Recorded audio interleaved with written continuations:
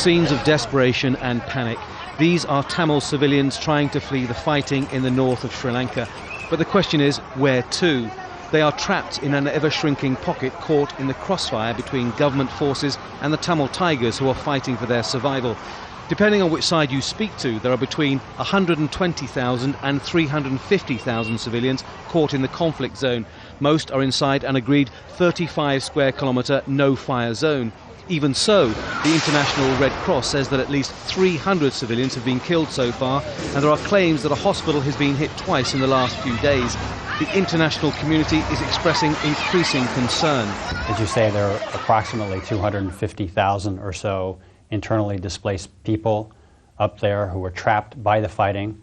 They're in an increasingly small area, now about 25 square kilometers. There's shelling going on by both sides, and so it's a very, very dangerous situation for them. We have urged first the LTT to allow freedom of movement so that these people can leave if they want to, but secondly, for both sides to exercise maximum restraint. The Sri Lankan government says it fires at Tamil Tiger positions, but not inside the no-fire zone. But they say the rebels are firing from that zone. It is impossible to verify the claims. The plight of the civilians has reached a critical stage. They are constantly on the run, under fire, with hardly any food and medical supplies. The World Food Programme has been sending convoys, but the fighting has prevented further urgently needed medical and food supplies from reaching the civilians. And questions are now being asked about what is happening to those few displaced people who've made it out of the conflict zone to government lines. Since last April, when this offensive began, government forces have taken thousands of kilometres of territory from the rebels. But in this time, just 6,000 Tamils have gone to the government side.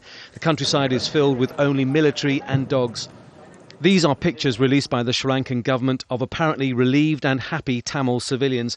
The displaced are being kept in 3 camps under army control, and no international journalists are allowed to enter. The camps, as they stand at the moment, are managed by the military authorities.